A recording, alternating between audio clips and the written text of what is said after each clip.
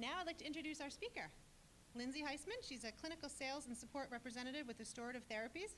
She's been working in neurological disability since 1995, began her career in home health and respite care with pediatric population, and began her focus on post-acute physical health and well-being for the spinal cord injury population at an exercise-based facility in 2003. She's involved with planning and fundraising for the Alan T. Brown Foundation and Unite to Fight Paralysis and Race to a Walk. Thank you very much for coming. Lindsay Huisman. And I'm going to really hope for no more technical difficulties. So I'm Lindsay. I know I look familiar to some of you, although probably not initially because I'm not tethered to an FES bike, but I am involved with more than that, and I hope that the information that I've gathered over the last 8 years of working with spinal cord injuries and going to different science symposiums and so forth will be helpful to some of you, and that I can answer a lot of your questions. So the topic is Healthy Now, Ready for the Future, Maintaining Optimal Health for Clinical Trial Candidacy and Overall Well-Being. I need to thank a bunch of people first. This lecture started as a 5-minute introduction for Wise Young at a fundraiser last summer. And I was asked to present here, and this was my idea since FES cycling had already been spoken about. To my good fortune, Dr. Jean Zanka gave a presentation on clinical trials at Rutgers just in July. So she lent me some of her slides, and her presentation is up on the Rutgers website. It's more detailed than what I offer in clinical trials because mine's more of an overview. Dr. Boninger at UPMC has done a tremendous amount of research on maintaining the integrity of the shoulder following spinal cord injury, so a lot of information was taken from research that he has done. Susan Testa is a really wonderful dietitian and nutritionist who participates in our advanced course for spinal cord injuries and FES cycling, and I've gotten a lot of useful information from her lecture. And Scott Chesney is an international life coach and speaker who himself has a spinal cord injury, and he was kind enough to sit and talk about living life following spinal cord injury, and he's at the end of the lecture. Restorative Therapies, my job is really great. I get to help people use a great product better. I get to introduce people who don't know about the product and what it can do for them. And my job really supports me in doing things like this. So I thank them. Every single dedicated physical therapist and occupational therapist or clinical staff member that I've ever worked with, I continue to learn from you guys every single day, and I wouldn't have half this presentation if I didn't have the opportunity to work with you. And every individual living with a spinal cord injury, you guys are why I continue to do this, and you're also my motivation sometimes when I don't feel like getting up and exercising, when I feel too lazy to do something I think, well, I can and I should. There's people who would love to be able to do that. And I didn't list it, I'm so sorry. I thank Boston Medical Center for putting on this lecture series. I think it's fantastic, so thank you for having me. I'm going to show a commercial that was aired, I want to say it was 7 or 8 years ago during the Super Bowl. Some of you may have seen it and forgotten about it. Some of you may have never seen it. Let's see if I can get it to play.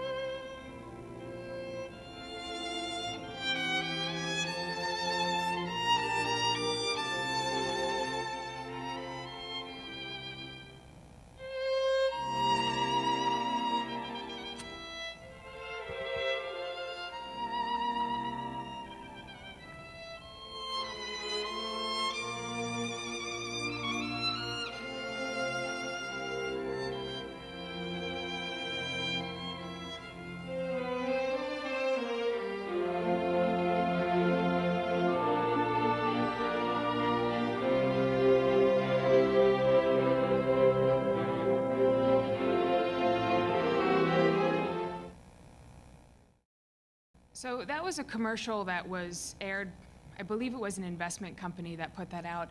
And of course it was when Christopher Reeve was still alive, and there were a lot of people who thought, wow, there must have been something that happened that was kept undercover and there's some curative therapy. And as we know, that's not the case. And I think that it's a common misconception about what clinical trials may do. And of course, we all hope that it will eventually, but the science isn't quite there yet. There's different expectations for clinical trials, and I hope to clear up what the expectation is for where we're at in this country with clinical trials, what different phases of clinical trials mean to us.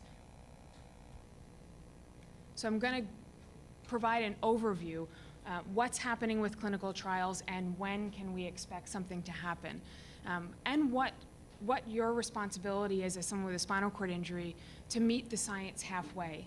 If you're waiting for the science to present something magical, you're potentially not going to be a really good candidate for what they come up with. So how do you make yourself a better candidate?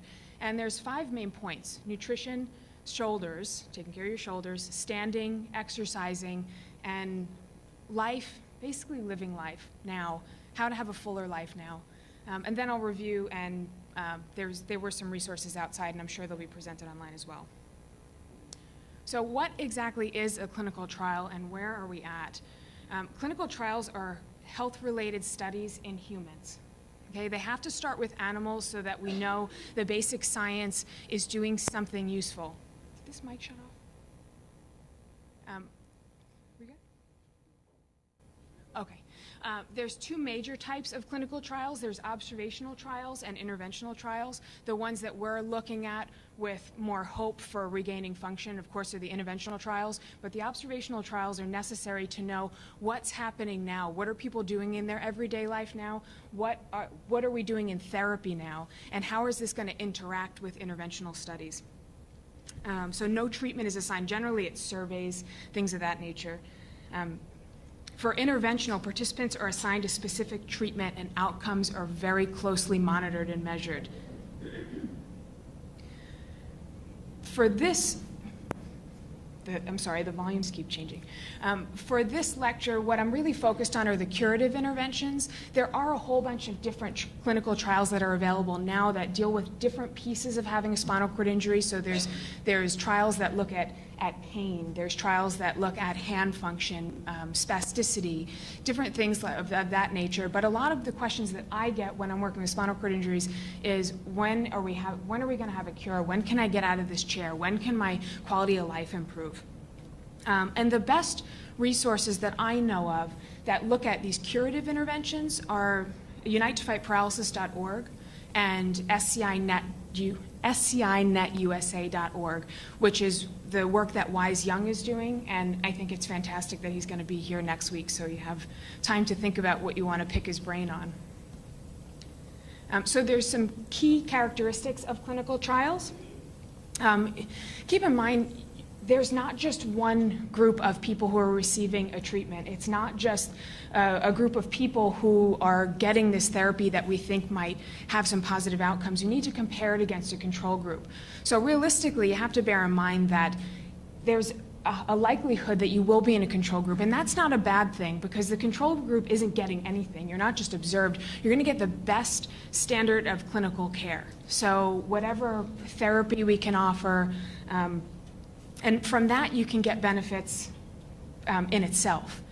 It's random assignment. You can't buy your way into one of the trials that are happening here or convince somebody that you're going to be a better candidate than someone else. So it is true random assignment. They use very, very thorough, valid, well-established outcome measures, and it's an intensive process. It takes a long time.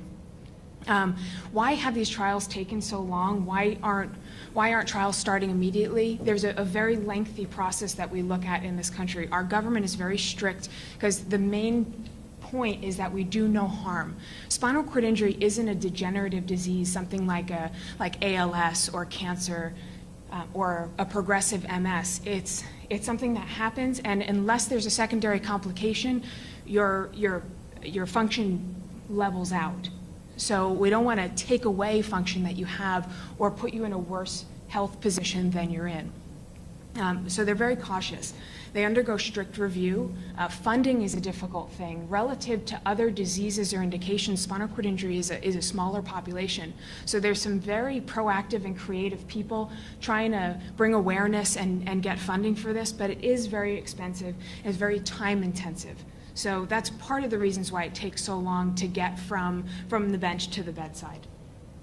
And in the States, there should be, with our government and our regulations, for these kinds of trials, there should be no fee. So if you're involved in something and they're asking you to pay, I would ask a lot of questions. So the phases of trials.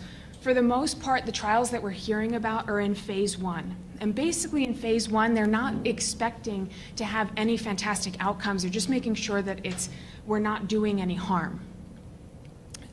Most of the phase 1s in this country are, the group is limited to acute spinal cord injury up to the first 14 days, motor complete, so AIS-A, so complete injury level from T10 to C5. And the reason for that is at Asia A spinal cord injury is the most complete that there is. So again, thinking of not wanting to take away function, they're just being very cautious. So that's these early trials. The only trials that I know of that are moving forward in this country are the trials that Wise Young is doing for chronics. So he's looking at people who have stable neurological condition more than 1 year post-injury. But he also is looking initially at complete injuries within that same level. And he can explain very, very clearly why it's important. When you move into phase 2, then you're looking to evaluate effectiveness, determine if there's any value over the control group that's just receiving therapy. Because for some therapies, it's very likely that the physical therapy that accompanies the surgery is causing the benefit. So we want to make sure that we're not doing an unnecessary surgery to get the benefits that you're seeing. There's so many people that I've worked with who have spent a lot of money to get therapies overseas, and all these doctors tell them, well, you need to go back and you need to be active, and we have to maximize this therapy. And maybe some of these people haven't been in physical therapy for a while, so the changes that they're seeing have to do with the physical activity that they're getting. So for a controlled trial, we want to make sure that it's more than that. When you get into phase 3, you're then confirming effectiveness, monitoring any side effects, and then comparing it against existing treatments. And then phase 4 is when it's more available to larger groups. So in between any of these phases, you're looking at making sure the government says it's okay, that it's safe, and then getting more funding and submitting more safety paperwork to go on to the next phase. So this is why it takes years and years, because if there's any holdup, then it could be months and more funding before you can go ahead, get the okay. Then it's recruiting subjects. And everyone says, yes, I want to be a subject. I don't care if this sounds like it's going to be great, but it's a very time-intensive process. And everybody's looking at safety first. So it's a lot more complex than it initially seems. It's not just someone has a great therapy and let's try it.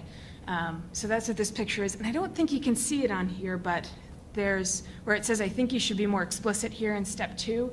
It's step 2 is, and then a miracle occurs. So we'd love for that to happen. I'd love for a therapy to be developed that presents like that commercial I showed. But unfortunately, there's going to be a lot of work in between and a lot of meeting the science. So it's very important to be physically ready. Every science lecture that I have ever been to, every conference where they talk about potential cures for the future, all of the scientists say you must be proactive about your physical health in order to be a candidate.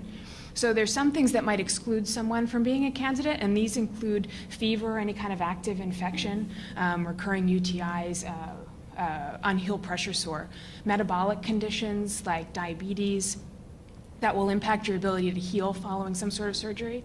Physical limitations, severe osteoporosis, a lot of muscle atrophy, contractures. If you'd received a cell therapy prior to this, or any kind of transplant therapy, it may restrict if you're able to be involved in the therapy.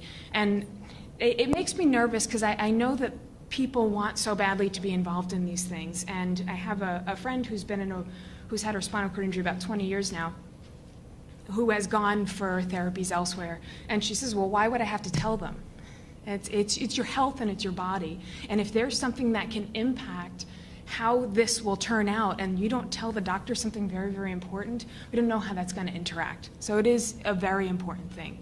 And aside from that, good health is going to, aid in your ability to heal following some sort of surgery. Or if there's some unpleasant side effect, your body's going to be in a better position to fight it or tolerate it.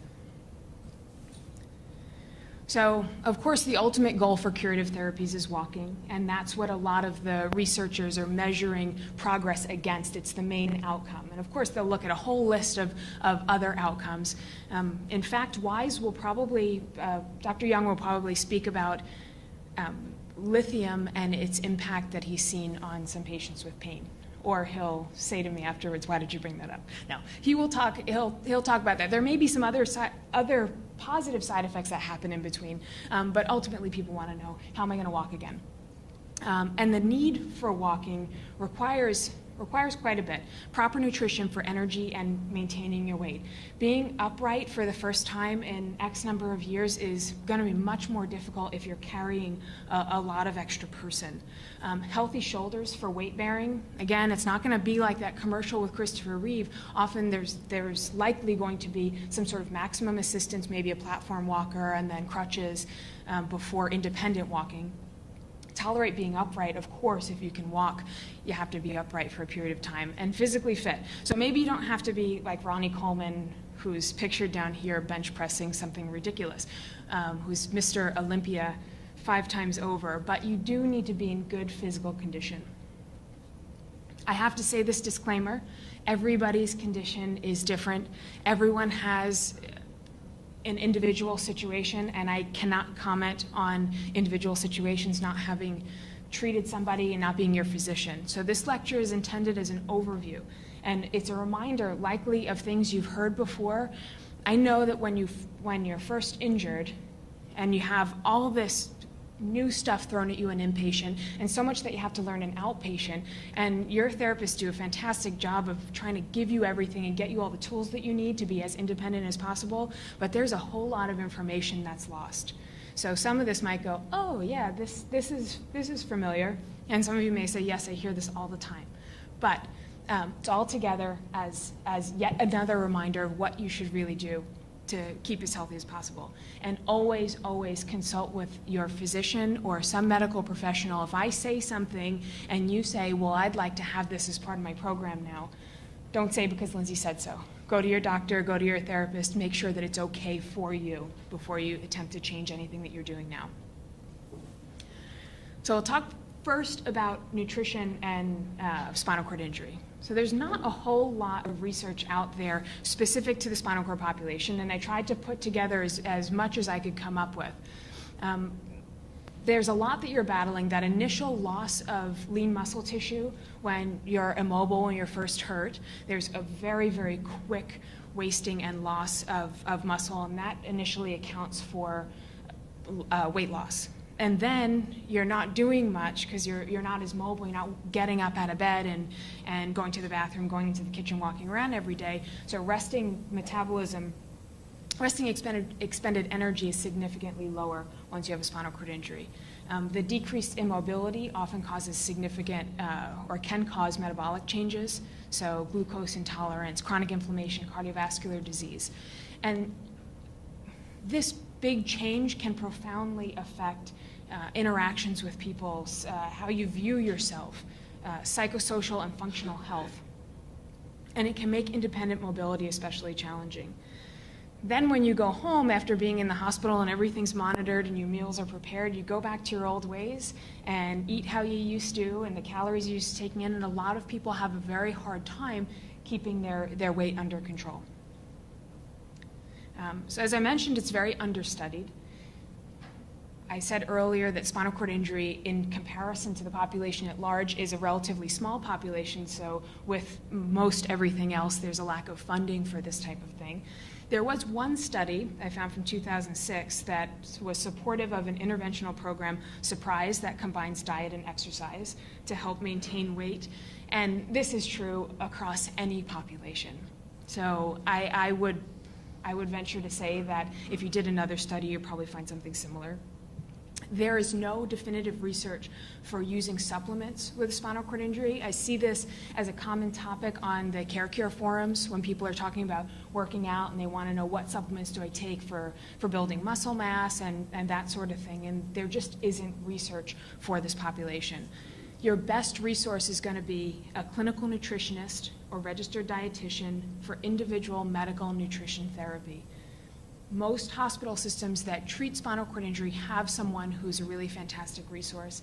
If you're looking for another resource, I have Susan's information at the end of this presentation. So what do we know for nutrition and spinal cord injury?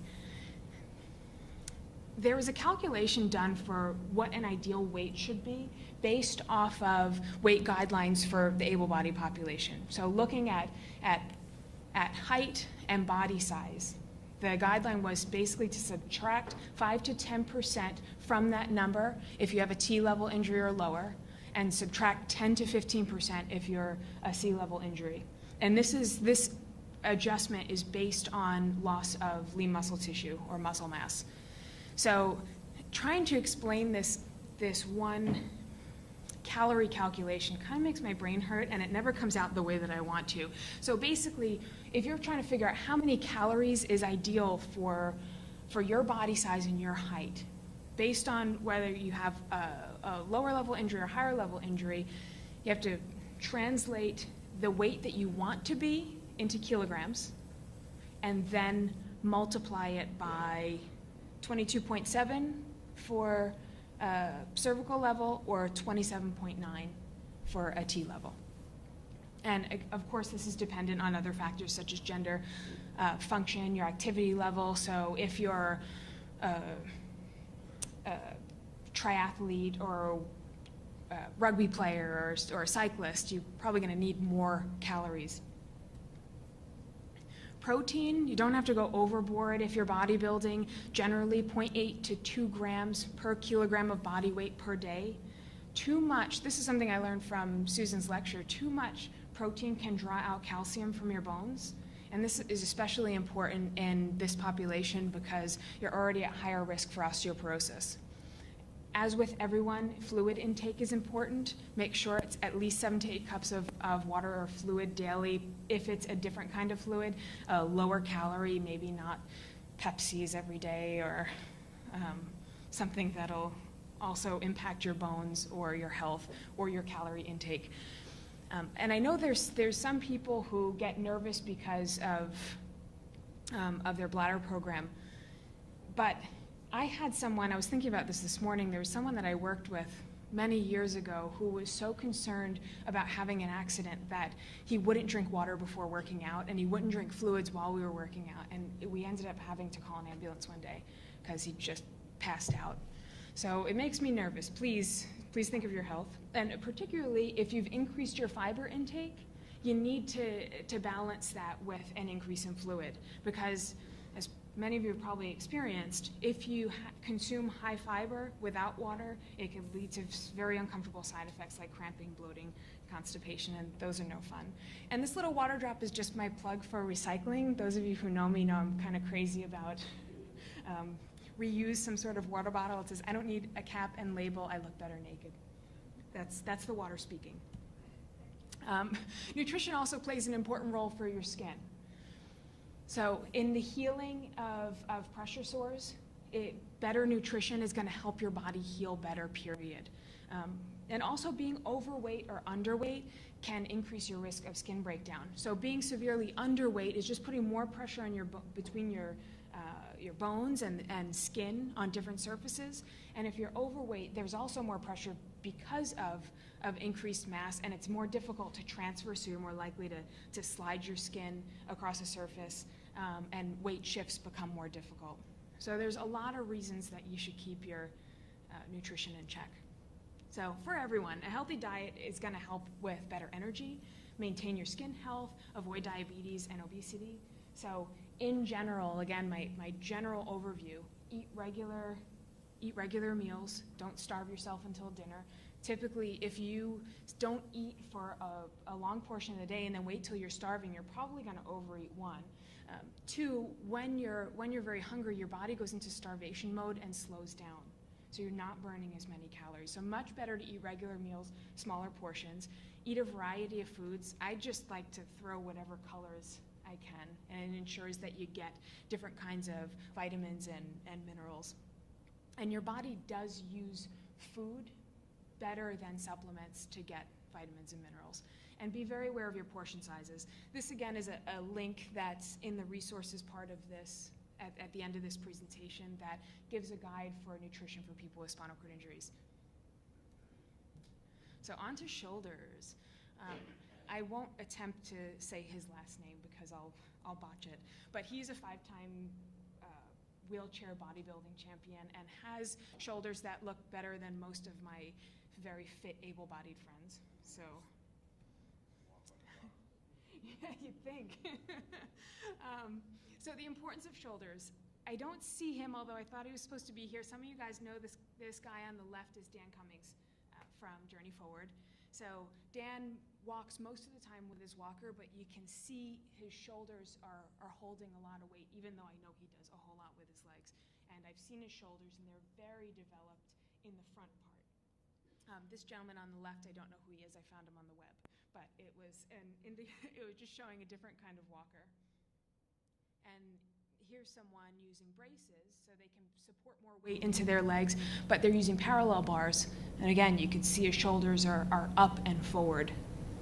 And that's typically what happens. If your world has shortened to this space in front of your wheelchair, everything's going to be in front of you.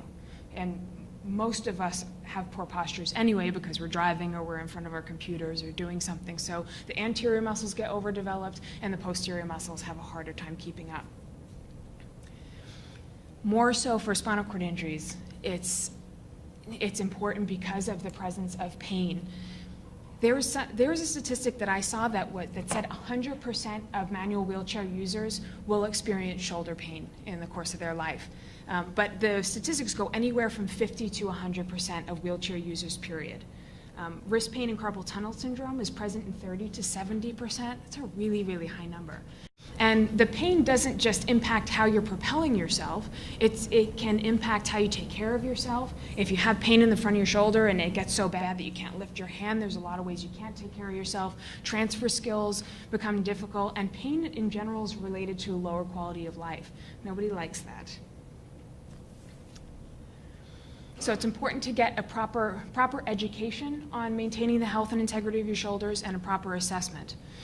So educate yourself is the best way. Prevention is the best way to keep your shoulders healthy. Know what risks of injury you have, what means of prevention, what's the best wheelchair setup you can have, know what your treatment options are if you need to go the route of surgery or managing pain with some sort of pharmaceutical, and understand the need to maintain fitness.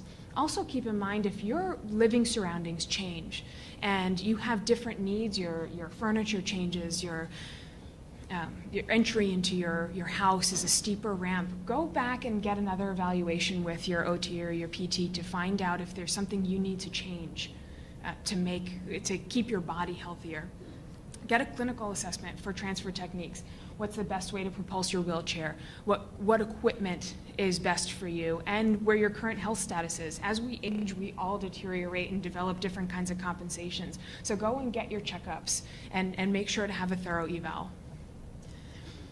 I've had a lot of friends who are young guys who hate the idea of using a minivan, and they like to have big fun trucks that have a fancy lift in the back, and then it also requires them to grip the handle and pull themselves up into their cars, and it makes me cringe every time. But yes, it does look cooler.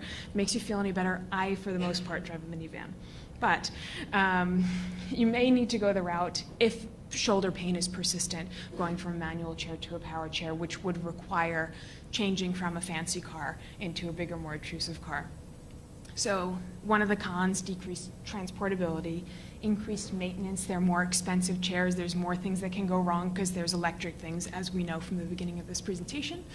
There's an increased cost, possible weight gain because that's less activity that you're doing throughout the day, and a possibility of decreased fitness if that's your main way of having fitness. But the pros of going from a manual chair to a power chair would be reduced incidence of pain due to propulsion, so pushing the wheels, reduced fatigue, increased speed.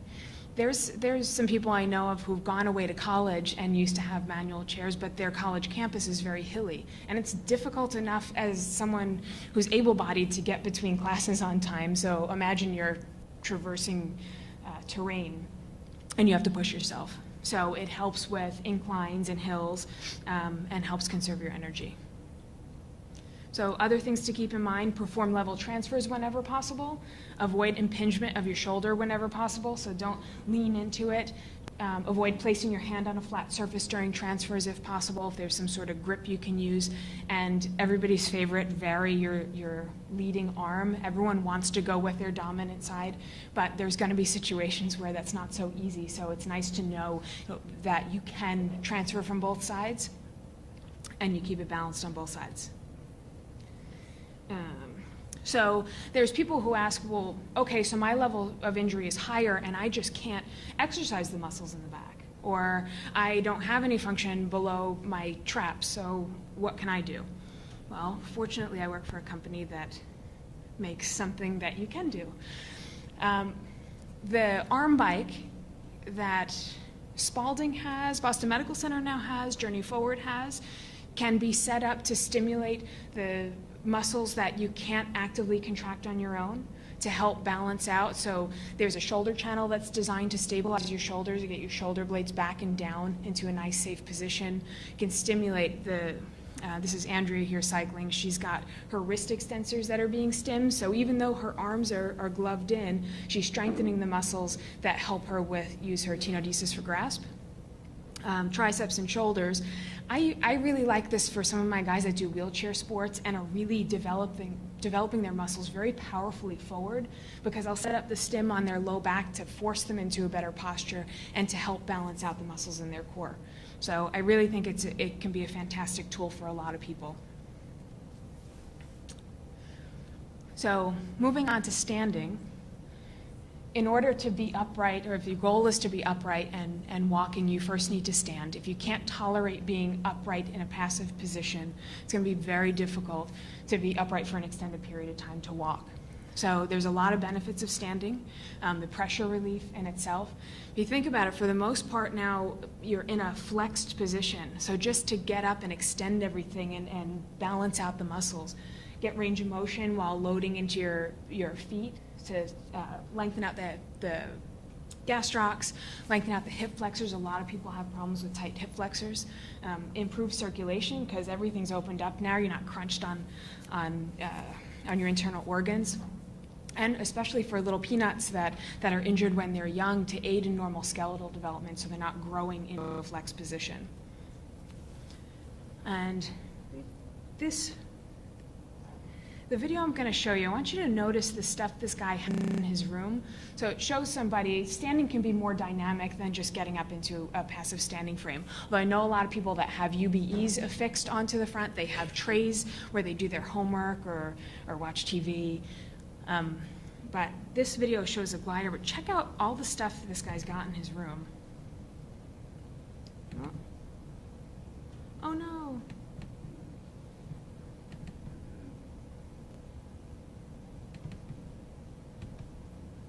Should play. Oh, there, yes.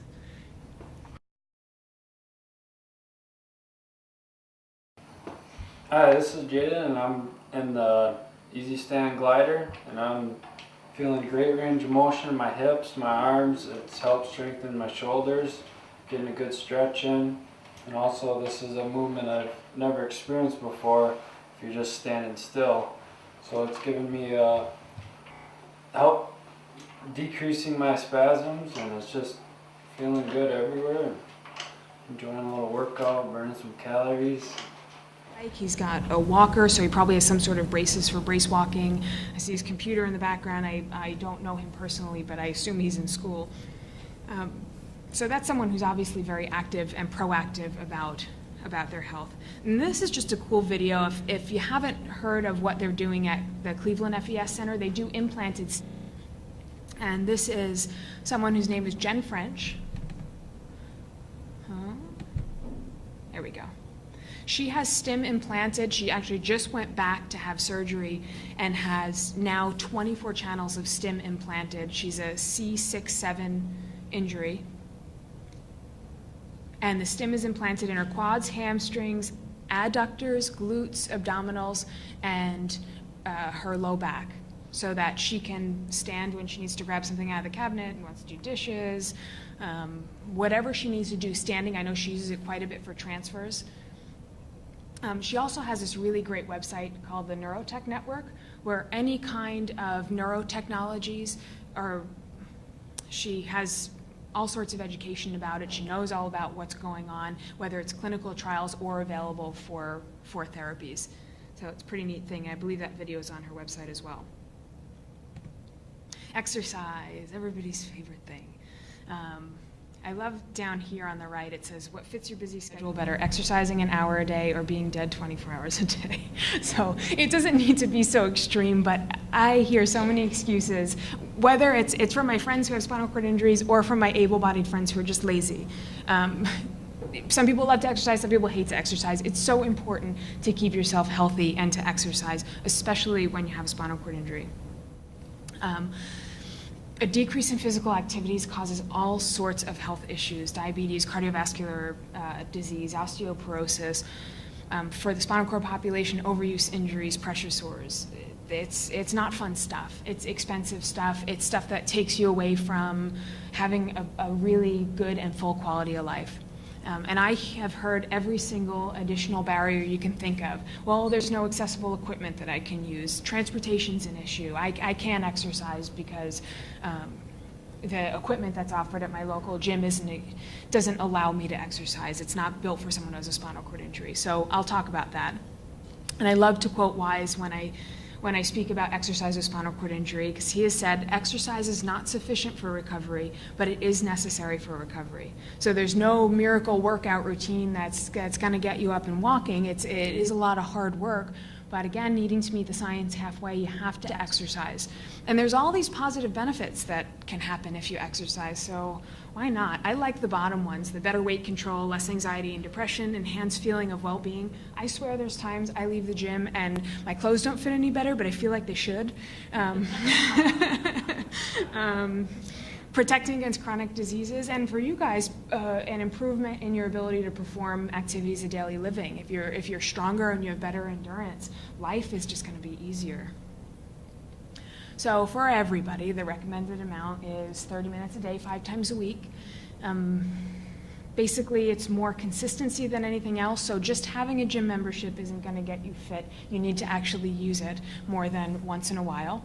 And it's important to take care of the different parts of exercise, so not just lifting weights, but aerobic and therapeutic. I think sports or some sort of activity that you do with other people is so important, to get out and have some sort of social network and something else that you do in the day that you can talk about and feel good about. So for aerobic, you have to work the large muscles of the body and work them hard enough to get your breathing and heart rate up. So I've seen it with the FES bike with people who are high-level cervical injuries where it's the only way they can get their heart rate up is when we're getting the big contractions from the muscles of the lower legs and they're huffing and puffing and they go, this is so weird because I don't feel like I'm doing anything, but your body's doing a lot of work. So arm biking, body weight support treadmill training, which Molly and whoever spoke, there was someone else who spoke last week about the NRN program, FES cycling, swimming.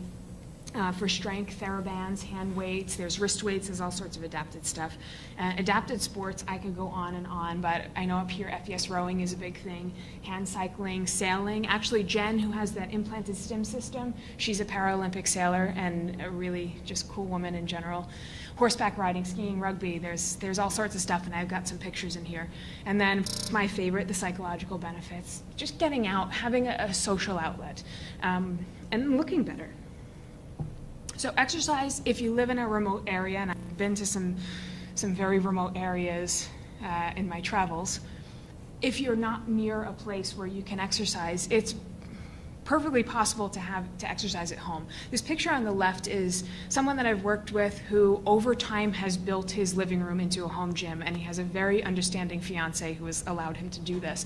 And I believe he's bought these pieces of equipment over time. There's a total gym, there's a universal machine, a standing frame, just finding stuff online, looking on Craigslist, looking on CareCure for what people are getting rid of. This guy down here on the right, Matt, this is him on his FES bike at home, and I know that his insurance actually covered that for him. And I see he's got a Bosu ball in the back. I don't know what he does with it, but I hope it's something safe. So how do we overcome the barriers? Right? Get into a routine is the most important thing. I travel so much, I know that if I don't get up in the morning and do it, it's not going to get done. So it's just become a part of my routine to get up. It's built into my life.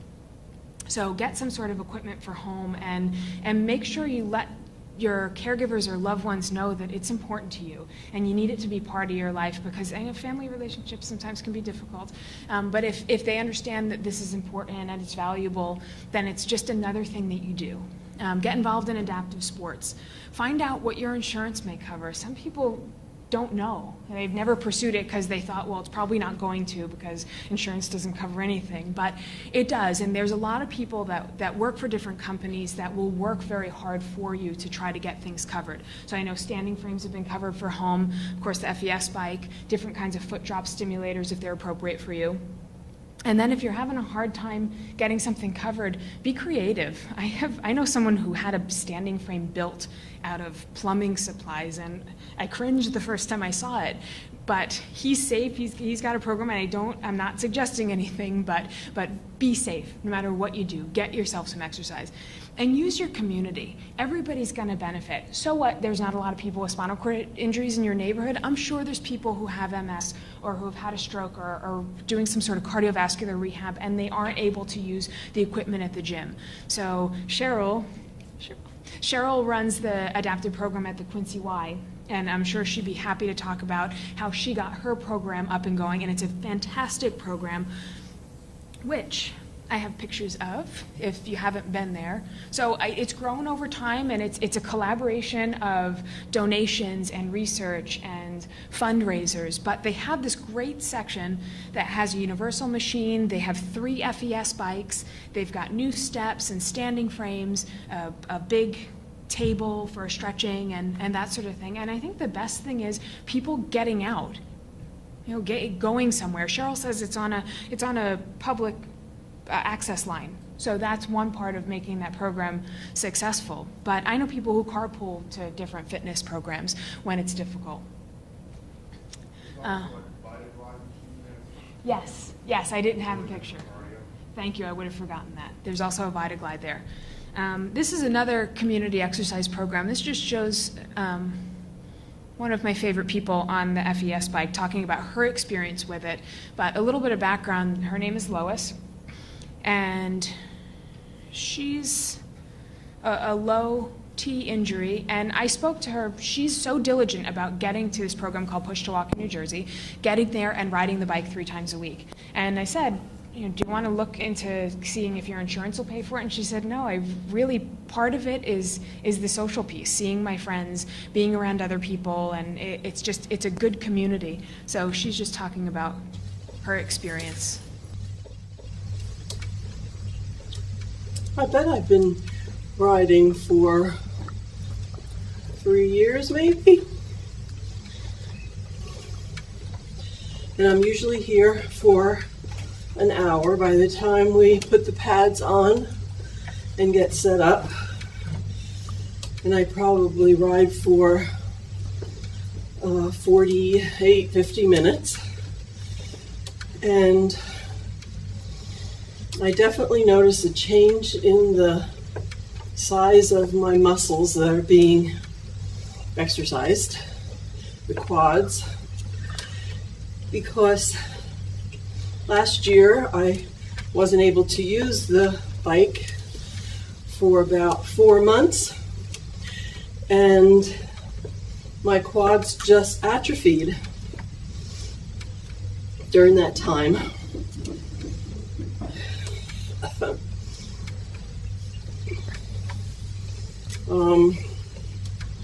I know it gets the circulation moving, and it's a workout where I have to breathe harder and my heart's pumping more, sweating some.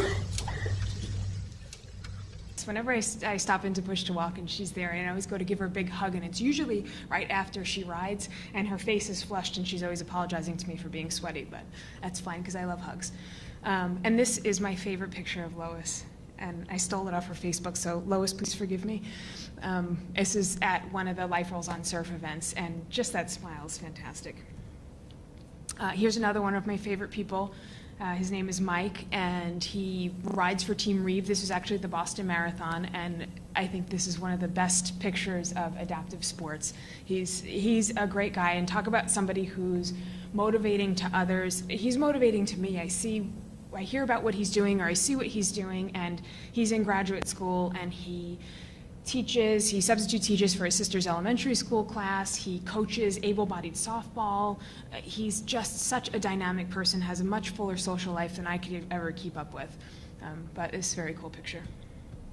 And then if you don't have the ability to hand cycle, or you're just not interested in it, or maybe your level of injury is a little bit higher, this picture is just sent to me from a friend who went up to Quebec and went hiking, and he's a higher level injury, but he had some friends and some strong volunteers who have, it looks dark on this big projection, but it's called a trail rider. So basically someone has to hold in the front and in the back, but he got out on all these great trails. And I thought that was just the neatest thing. I'm constantly learning about these new kinds of equipment that I didn't even know existed. So that was pretty neat. And then if you needed any inspiration, I'm always inspired by this slide. This is Ricky James, and he has a T-level injury finishing Hawaii Ironman Kona. That's pretty impressive, and his jersey is an organization called Challenged Athletes Foundation. If you haven't heard of it and you're into hardcore hand cycling, or if you know anyone who does amputee racing, they're a fantastic organization based out of Southern California. And I should have a slide in here, but I don't. Most important muscle to exercise is your brain. People who have more education or know more have a better quality of life. That's a statistic I found somewhere, so take it or leave it, but very important muscle. And then life now. In the meantime, it's really encouraging, all the science that's out there, and we have so many smart people who are working for your best interests and have the greatest hopes for what their science is going to do. But it could take a long time, and it's so important not just to have that long-term goal, to have short-term goals in between, other things that you can achieve, because if you're just working on one long-term goal and even if you're progressing towards it, but it's slow, it can make life exceptionally difficult. So I like this quote: "The major reason for setting a goal is what it makes of you to accomplish it. What it makes of you will always be the far greater value than what you get." So again, both long-term and short-term goals are important, and they could be daily goals, they could be weekly goals, they could be monthly goals. I could talk about living life now, but I'm standing before you, and it's a lot easier for me. So there is a really fantastic guy named Scott, who I have the great pleasure of knowing, and he's an international life coach and speaker. He speaks all over the place, and he's fantastic. So I asked him if I could interview him, and I told him very briefly what this was about, and he said, yeah, sure, just turn the camera on. So I apologize for the lighting. I'm not very good at this kind of thing, but I think his message is really fantastic.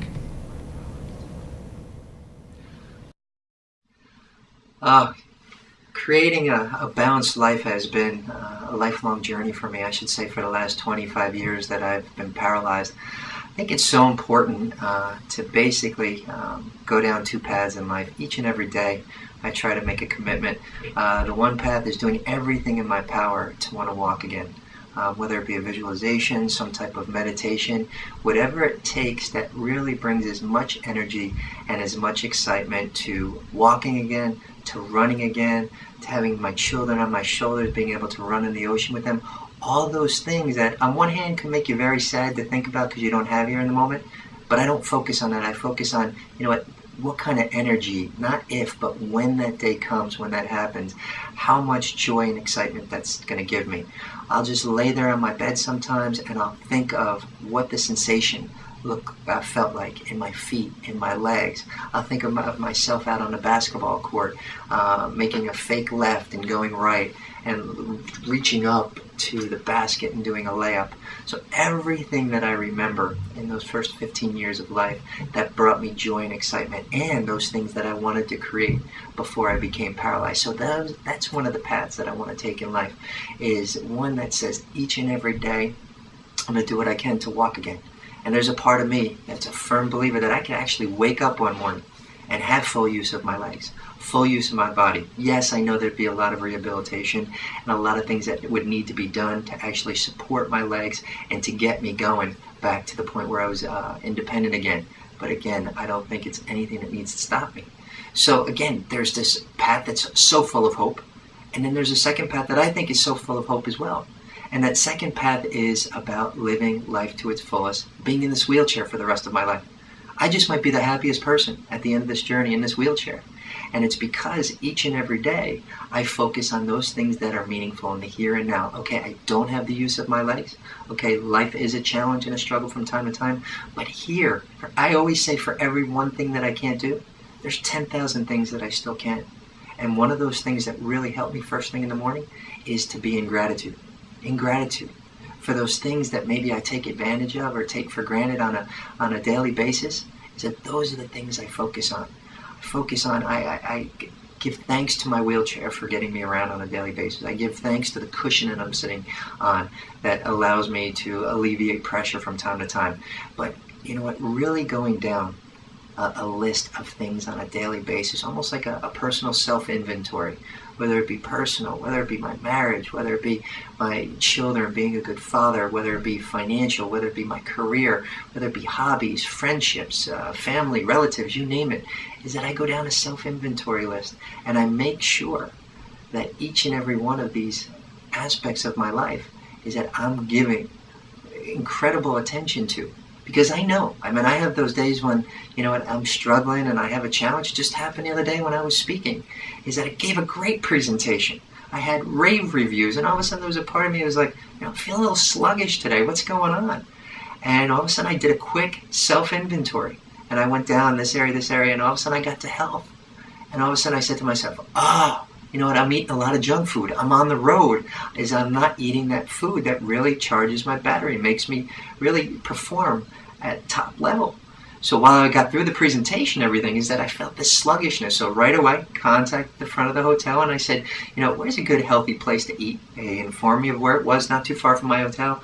Put this great gasoline in my system, and guess what? All of a sudden that smile came back, and I felt like I was back in alignment. And it can be that easy, to the point where, you know what, it's about living life to its fullest in this wheelchair. There's not one person on this face of this earth that isn't dealing with some kind of obstacle, some type of challenge. But again, you give so much attention. Someone said, so shall you reap. You give that kind of attention to anything in your life, things that you don't want to create, boom, you're going to create that. Illness, a bad day, you name it. Or you know what, you put enough attention into something that's positive, and you know what, it's going to give you that energy that you need to not only survive in that moment, but thrive in that moment. That's what I'm about. I'm about, you know what, I've survived my paralysis. I've survived the last 25 years, absolutely. But I also say that every day, it's going to become about thriving. It's going to be about thriving. I'm going to be the best father that I can be. I'm going to be the best husband that I can be. I'm going to be the best businessman that I can be, the best friend that I can be. And when I get done with this, guess what? I realize at the end of the day, at the end of these past 25 years, it has absolutely nothing to do with my wheelchair. I tell people the only place a true disability can reside is in one's attitude. And that's a choice. Another great quote I love is, pain is inevitable. Suffering is optional. We're going to experience pain, and I think it really helps us in this journey of life. It's the suffering that I believe is a choice, and not to judge anyone, but you know what? Is there always a choice to suffering?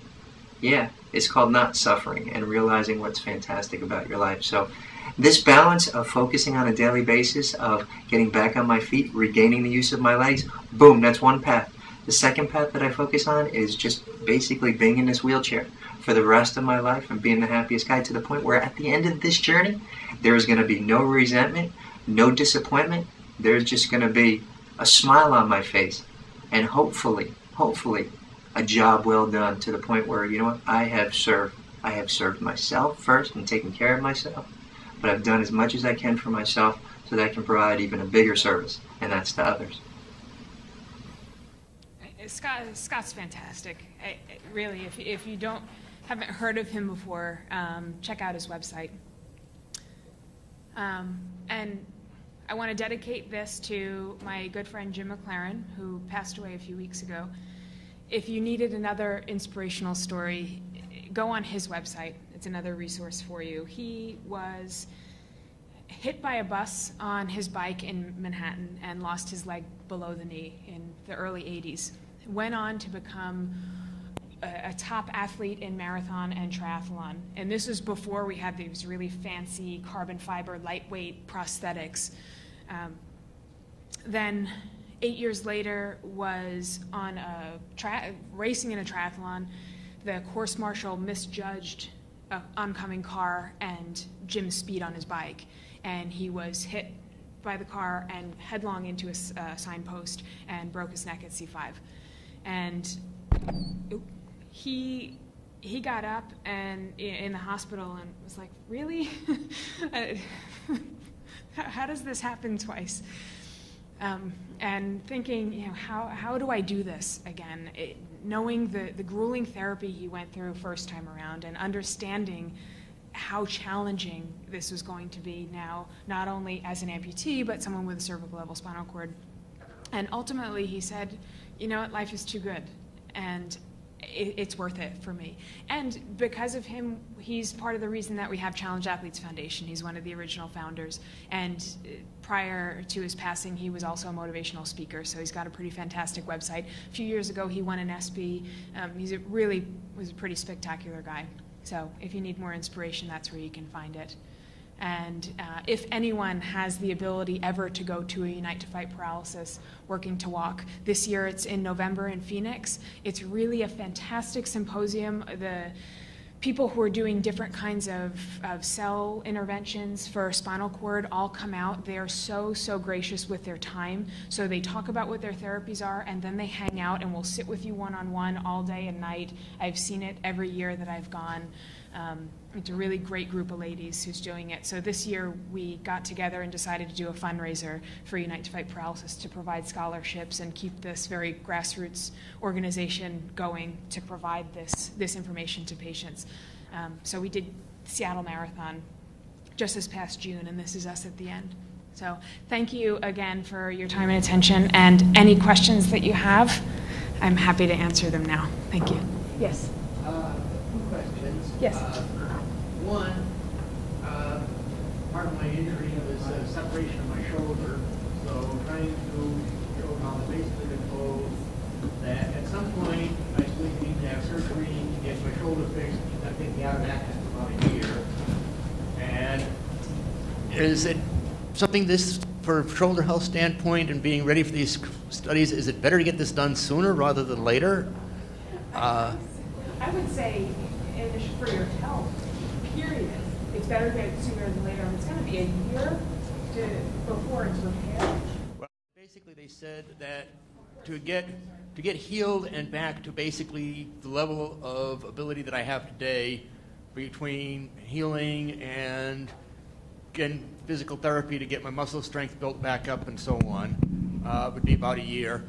And then the second question is, if you do have problems getting equipment and getting insurance to cover things like FES, is there any information sites on like how to build your own FES thing? I mean, it's electronics. How come, you know, is there stuff where I could get out my soldering iron and build out my own system for some reason? If you look on CareCure, you can find people who have tried and have documented along the way. It's not very easy. What my suggestion would be is look into, there's an organization that I thought of afterwards, I can't believe that I should have put, there's an organization called NTAF, NTAF.org. And they have a catastrophic injury division where they help people figure out, identify who in their community is a good person to help with any kind of fundraisers or that sort of thing, and they hold an account in your honor. It's a nonprofit account, so any money that people donate to you in your honor is not held against any state aid that you get or that sort of thing, and they're really great at helping with fundraising ideas and stuff. If that's not an option, I'd look into a program that has options for accessible equipment offered under wellness, because often a lot of programs that I know of, and I'm all over the Northeast, that have these kinds of programs have a sliding scale fee, and it's really quite reasonable. And especially if you have an issue with your shoulder, you want some sort of supervision. You definitely want to go and in terms of when's the best time to get your shoulder surgery, that's something you need to consult with your physician and a therapist to see and evaluate what do you do in your everyday life, what's going to be impacted, because a year's a long time. So, but it will be, as you saw with these slides with standing, it's going to be important to bear weight in your shoulder, and if you have a shoulder that's unstable, it's going to impact what you're able to do. So. Right, this is kind of where I've been, the advice I seem to be getting right now, and I can't have trouble getting a straight answer, is push it off as long as I can, but I'm somewhat, it's a chronic pain issue. I'm able to get around fairly well with it, but it's, like I said, it's painful.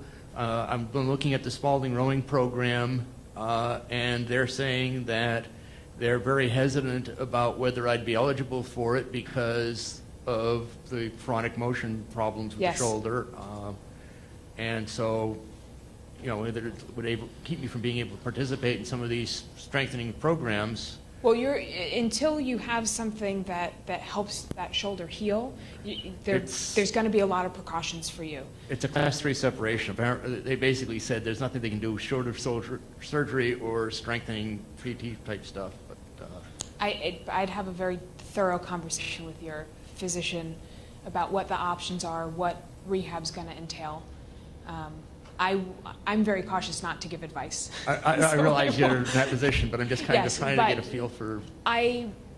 If you're looking at having the best physical condition that you can as a potential candidate, you've got time, and in making yourself the best candidate you can be, it's definitely a conversation to have with your physician and something to consider, because thinking about rowing and knowing about upper extremity FES cycling, it's a big precaution. If we can't have a stable shoulder, there's a lot that people aren't going to want to do or are going to caution you against doing.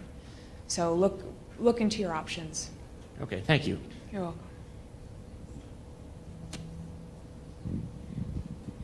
Anything else? Yes? Sorry to have a name, but the last 2 years at the conference in October, the doc name was Hans Kierstead. Yep. Yes. UCLA. Uh-huh. Familiar with what he's doing? Yes. I know they can't post what he's doing because it's research. Do you know where he's left off from the last conference? He was working with clinical From trials. when he spoke here last? Last year. I know that he's been very diligently continuing to work, and a lot of the data that he has is in this phase 1.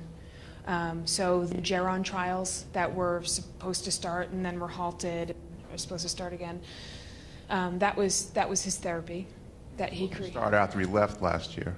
Yes, and there was, looking at safety data, FDA said, wait, we need more data. And mind you, if you can picture a box that you would get a ream of computer paper in, you know, that cardboard box, the safety data that they submitted was 4 boxes full. And they still had to go back and review. So again, giving you an idea of this time frame and why it takes so long. So he's working on some projects, and I believe he's got 3 different ones that can potentially help people in different phases of spinal cord, so chronic, subacute, and acute. And it's really, any of the scientists will tell you, it's a matter of getting funding so that they can get their phase 1 trials going. They're all really very confident that there's not going to be a safety issue, but they need to get past that first barrier. His therapy was MS, Lou Gehrig's disease, spinal cord injuries, spinal muscular and chronic atrophy. pain, but he was trying to get Yes. it all to work together. Yeah, so what he's done is he's looked at the neurophysiology of these different diseases and how they relate to different phases of spinal cord. So it's quite smart because, remember, spinal cord injury is a pretty small population. He was hoping to get funding. Yes. So he's still trying to get funding. I think there's one slated for next year with the spinal muscular atrophy one. But it's going to come down to getting past FDA to say, yes, you can go ahead with phase 1, and then showing that it's safe before you can go to phase 2. He's usually pretty open about where he's at along each phase. He's not speaking at Working to Walk this year, and I'm not sure where he's speaking next. But if you look up Irvine or California Stem Cell, you could usually see where he's speaking and get it straight from him. Okay. One last thing. Yeah. I've been going to the Quincy YMCA for 5 years now. Uh-huh. And Cheryl's done a lot. Cheryl over there, raise your hand, Cheryl. She's done a lot for the program. She doesn't, we were having problems with the bikes probably 2 years ago. No, And this is a good thing, but she doesn't like to fly. And so she went on her own time to New Jersey and took the train there and got the problem straightened out. And she always makes sure we all have parking. She got 10 spaces for us at the Y, and she's just gone beyond what she was supposed to do there. So I just want to say thank you, Cheryl. I will also agree Cheryl is I'm awesome. not good with speeches here, so.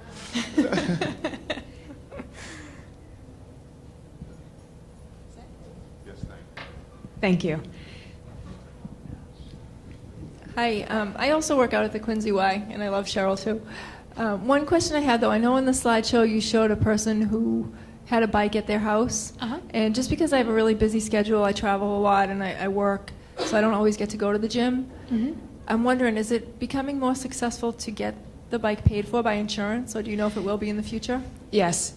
Actually, spinal cord injury is the population that we have the greatest success getting covered at home.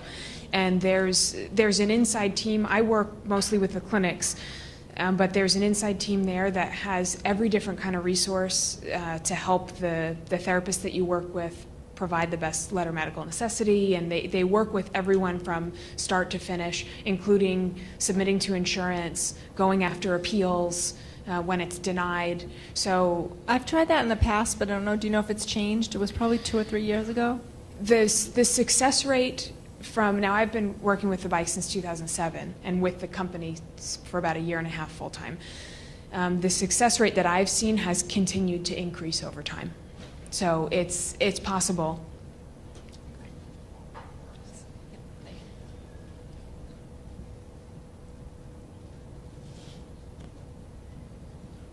If there's no other questions, I have. Oh. I think there are questions from people online. Oh. So if it's okay. All right. Before we start on the online questions, I have to thank Steve for helping all my videos work. Thank you, Steve. Yes.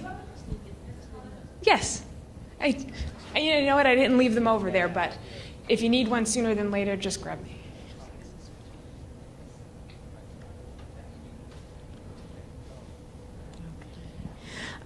We have a few questions online here, and there is a lot of interest in how people can get access to this type of equipment if they can't afford it, and if they're located anywhere across the country.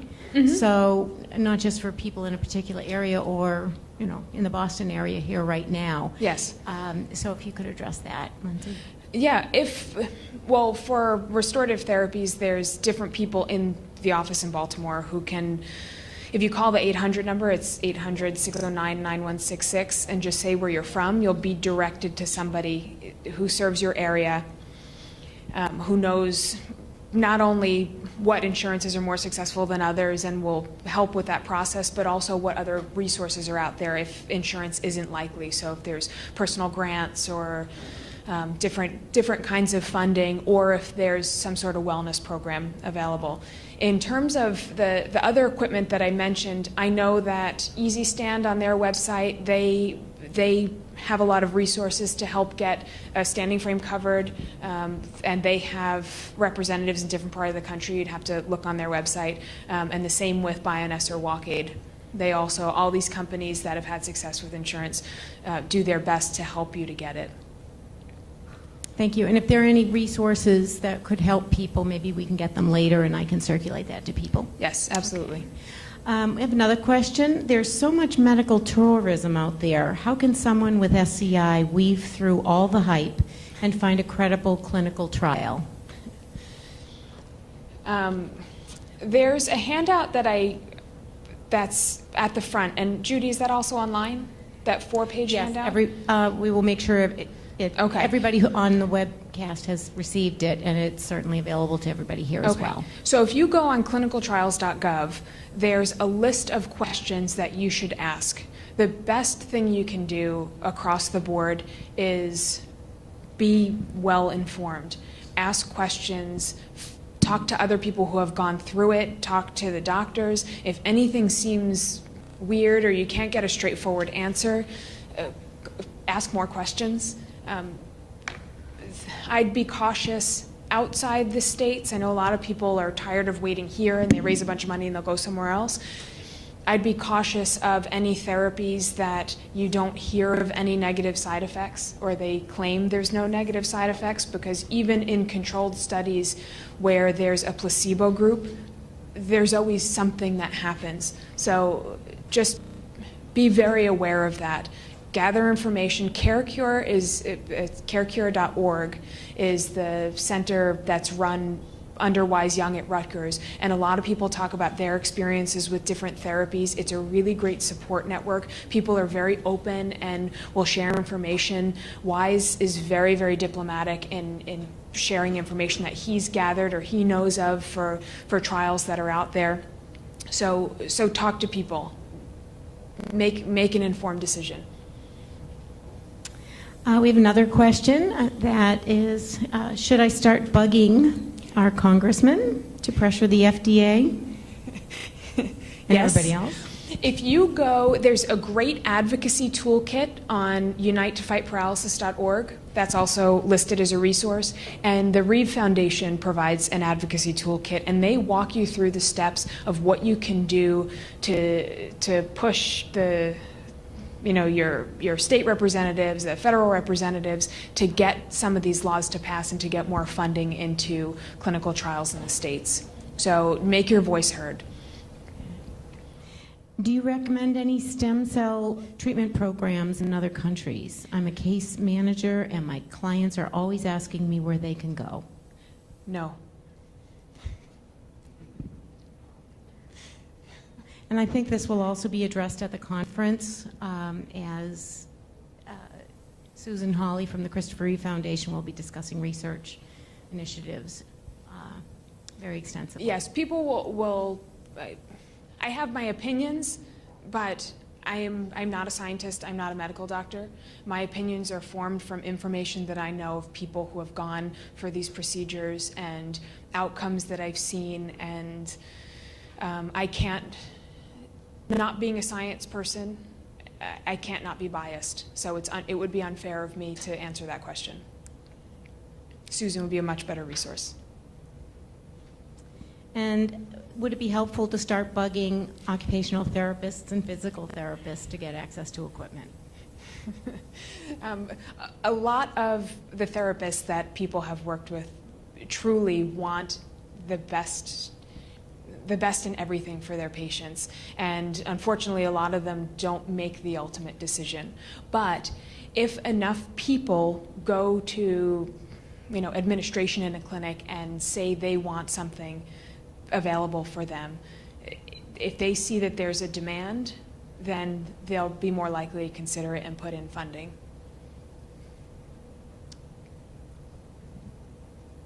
Thank you. Thank you.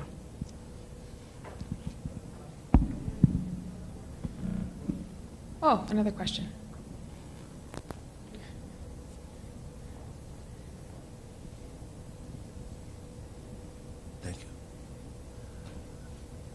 know I just watched through your clinical presentations.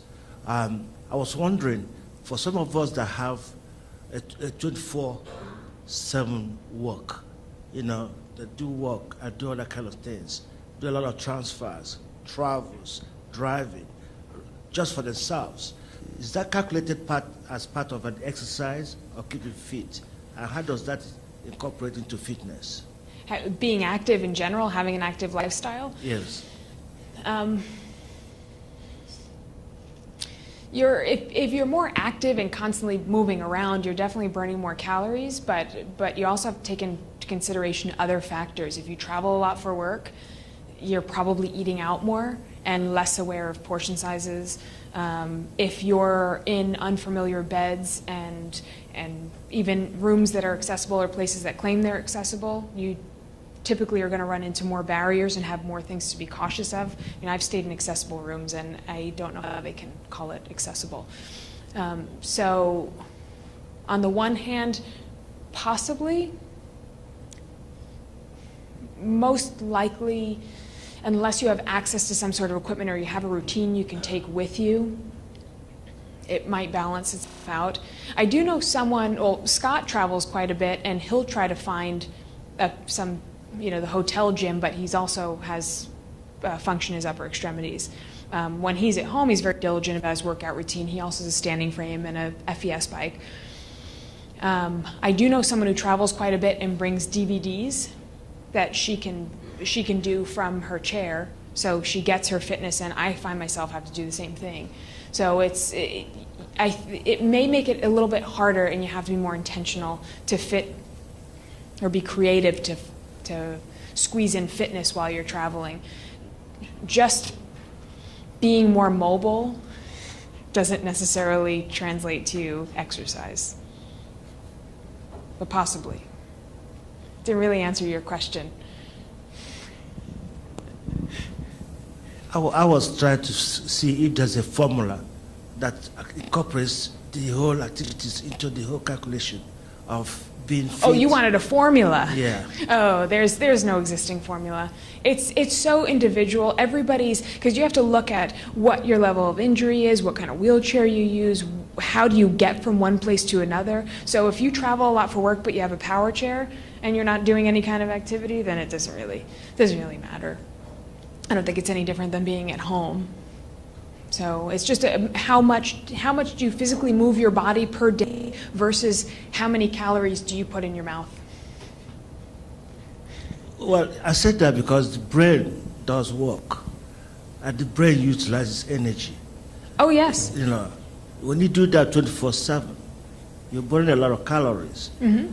And not talking about other movements you make, picking up papers, pen, writings, typing and all those kind of stuff. Mm-hmm. Transferring both cars, toiletry, everything, just for yourself. Mm-hmm. Like you said, when you travel, you encounter a lot of barriers, and that is true. But you maneuver them, you get through them. For sometimes, so you have to call the front desk to come and help you to get up.